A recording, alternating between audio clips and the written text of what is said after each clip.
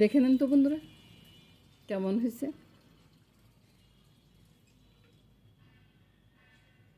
এবার চলুন গোপাল দর্শন করে আসি, তারপরে রান্নাটা বসাবো।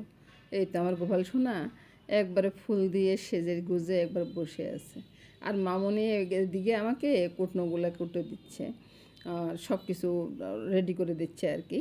তারপরে আমি রান্নাটা বসাবো। এবার চলুন কী রান্না করব সেটা দেখে আসি। এই যে চিকেনটা ধুয়ে টুয়ে একবার ভালো করে নিয়ে আসছি, ডালটা হয়ে গেছে। আজকে সকালবেলার জলখাবারটা ঘরে করে নেই বুঝছেন। আর চিকেনের জন্য সব কিছু বাটা মশলা, আগের দিনের মতো আর কি, আগের দিনের মতো সব কিছু বাটা মশলা দিয়ে আজকে চিকেনটা রান্না করব। হলুদ, লঙ্কা, জিরা, আদা, তারপরে ধনিয়া সবে বেটে রেখেছি। ওই যে হলুদটাও কিন্তু বেটে রেখেছি বুঝছেন, গুঁড়াটাকে বেটে রেখেছি আর কি।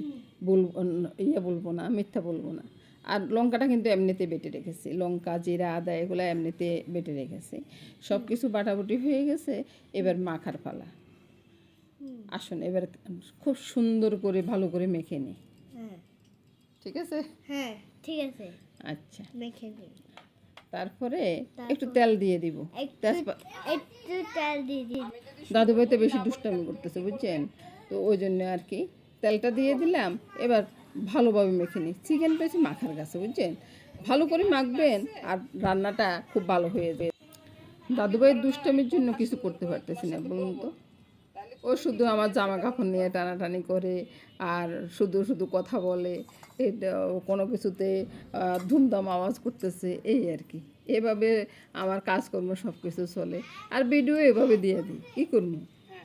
ও ছোটো না, আপনাদের যাদের করে ছোটো বাচ্চা আছে তাদেরও ঠিক একই অবস্থা তাই না। তো এই তো বন্ধুরা মাখানোটা হয়ে যাচ্ছে, এবার ভালো করে মেখে নিচ্ছি আর কি, ওই জন্যে মাখানোটা ভালো করে দেখাচ্ছি। আর এই রান্নাটা ওই যে আগের দিনের মাংস রান্নাটা আমরা খাইতাম না, আমাদের মা মাসিরা যেভাবে রান্না করতো আর কি। আমিই তো বুড়ো হয়ে গেছি গা, আমাদের মা মাসিরা যখন রান্না করতো তখনকার আমলের মতোই হচ্ছে। আলুগুলো তেলে ছেড়ে দিলাম, আলুগুলো একটু ভাজা হয়ে যাক, তারপরে পেঁয়াজটাও দিয়ে দেব। আর মাখাতে কিন্তু পেঁয়াজ বাটাটা খুব কম দিচ্ছি বুঝছেন, গোটা পেঁয়াজ দিব তো ওই জন্য মাখাতে একটু কমে দিচ্ছি। নেড়ে ছেড়ে আলুগুলো ভেজে নিচ্ছি। আলু ভাজা হয়ে গেলে ওই যে একটা আলুর ভিতরে মামনি যে কাটছে দেখে নেই, খোসা রয়ে গেছে, খোসাটা কেটে ফেলে দিই, তারপরে আবার দিয়ে দেব।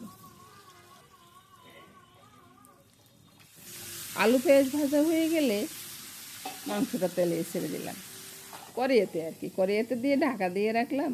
আর এদিকে দাদুভাই তো খুব দুষ্টামি করতেছে, কথা বলতেছে, এটা বলতেছে সেটা বলতেছে।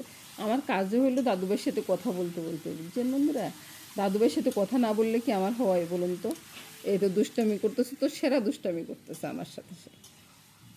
আর যত দুষ্টামি আছে আমার সাথে, আর যত আদর আছে শুধু আমার সাথে, ওইভাবে আমাদের দিন কেটে যায়।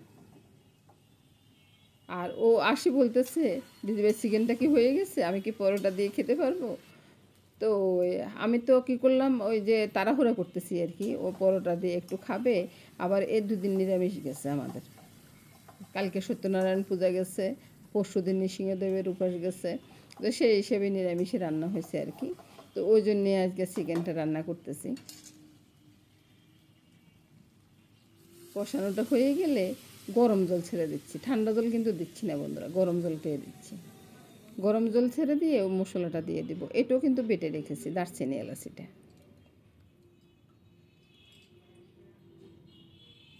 তারপরে ঢাকা দিয়ে চুলার আঁচটা কমিয়ে রেখে দেব। আর এর ফাঁকে ভাইয়ের জন্য, দাদু ভাইয়ের জন্য আর কি, একটু চিকেন তুলে নিয়ে যাচ্ছি। আর বাকিটা কিন্তু ঢাকার নিচে রয়ে গেল। এ ফাঁকে আমি চাটা করে নিয়ে চাটা দিয়ে পরোটা খেয়ে আসবো। আর ওই যে বললাম আজকে ঘরে রুটি করে নেই, তরকারি করে নেই, ঘরের ওই সকালবেলা রুটির তরকারিটাই হয় বেশি, বা পরোটার তরকারিটা হয় বেশি, এভাবে চলে আর কি। তো আজকে চিন্তা করলাম যে ওই ওরা তো বাজার থেকে তরকারি নিয়ে আসছে, খাচ্ছে, আমি আর ওই তরকারি খাইতে পারি না বুঝছেন। তো ওই জন্য আমি চা দিয়ে চুবিয়ে চুবিয়ে পরোটাটা খেয়ে নেব। আমার মতো কে কে খান এভাবে। এই তো এবার দেখুন কালারটা, কালারটা কত সুন্দর হয়ে গেছে না। এবার ঢেলে নেব। একটু ঝোলে রাখছি বুঝছেন, অনেক দিন তো ঝোলের মাংসটা খাওয়া হচ্ছে না, তো আমার ছেলে আবার এই মাংসটা পছন্দ করে, ঝোলের এই মাংসটা পছন্দ, কষা মাংস যে পছন্দ করে না তা না, মাঝে মধ্যে আর কি ঝোলের মাংসটা পছন্দ করে। এবার চলে আসুন আর একটা রান্না নিয়ে আসি, তেলাপিয়া মাছ। তেলাপিয়া মাছটা ছেলে একবারে খেতে চায় না, বা আমাদের ঘরে খুব কম আসে। তো ওই দিন শখ করে একটা তেলাপিয়া মাছ নিয়ে আসছি, ছেলে কিন্তু রান্না করতে দিবে না। ছেলে বলতেছে এই মাছ রান্না করার দরকার নেই, আর অন্য মাছ রান্না করেন। তো ওই জন্য আর রান্না করতে পারিনি। তো আজকে চিন্তা করলাম যে ওই যে চিচিঙ্গা ভাজি করব। চিচিঙ্গাটা আপনাদেরকে দেখাইছি কিনা জানি না, তবে চিচিঙ্গাটা ভাজি করব। মাছগুলোকে ভেজে নিয়ে পেঁয়াজটাও ভেজে নিলাম, তারপরে চিচিঙ্গা ছেড়ে দিলাম। পেঁয়াজের সাথে কিন্তু ইয়ে ছিল, কাঁচা লঙ্কা ছিল, ওই জন্য এখানে আর লঙ্কা দেব না। নুন হলুদটা দিয়ে দিলাম, সামান্য একটু চিনি দিলাম। আপনারা চাইলে চিনিটা দিবেন, আপনারা যদি না চান তো চিনিটা না দেবেন, তবে চিনি দিলে টেস্টটা একটু বেড়ে যাবে বন্ধুরা। ওই যে ভাজি তো একটু ঝাল, তারপরে একটু মিষ্টিটা কিন্তু লাগে না মুখে, একটু টেস্টটা বেড়ে যায়। আমি বারবারে বলি। এই তো চিচিঙ্গা ভাজিটা হয়ে গেছে। এই তো বন্ধুরা ভাজিটা হয়ে গেছে, ওর ভাজিটা নামিয়ে নিচ্ছি। দেখুন তো বন্ধুরা, এক থালা ভাত খাওয়া যাবে এই ভাজি দিয়ে। আমার তো ভীষণ পছন্দ, আপনাদেরও কি পছন্দ আমার মতো? এবার দেখুন সবগুলো রান্না হয়ে যাওয়ার পরে আবার দেখাচ্ছি বন্ধুরা। তো আমি বলবো, হ্যাঁ সুন্দর হয়েছে, আমার ভাই বলছে, দাদু ভাই বলছে। তো সবাই ভালো থাকুন, সুস্থ থাকুন, সুন্দর থাকুন বন্ধুরা, এই কামনা করে আজকের মতো এখানে বিদায় নিব। আগামী দিন